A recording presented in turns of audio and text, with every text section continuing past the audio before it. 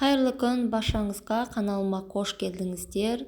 Бүгін осындай өте дәмді әрі оңай, тез дайын болатын макарон жасаймыз. Видеоны толықтай қарап, каналыма тіркеліп, пікір қалдырып, жүрекшені басып кетіңіздер. Алдымен бізге осы дайын фаршымыз, одан кейін сәбізімізді үккіштен өткізіп аламыз. Бір пиязымызды турап аламыз.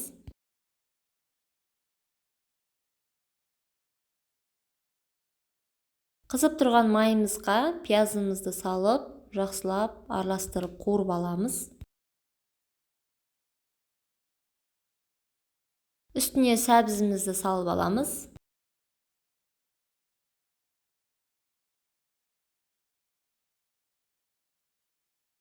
Азырақ қызанақ салып аламыз, жақсы дәм беру үшін. Одан кейін фаршымызды салып, жақсылап араластырып, бетін жауып пісіріп аламыз.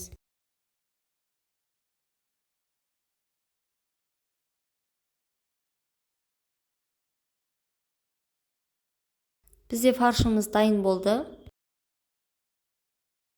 Енді қайнап тұрған суымызға макаронымызды пісіріп аламыз.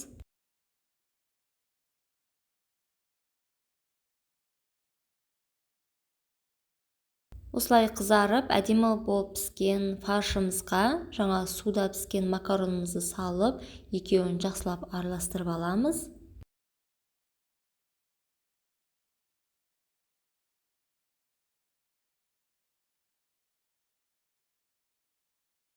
Бізде дайын болды. Рецептін ұнаса жасап көріңіздер, көңілдеріңізден шығады деген ойдамын. Әсіресе балдарыңызға өте ұнайтын әрі оңай жасалынатын тағам түрі.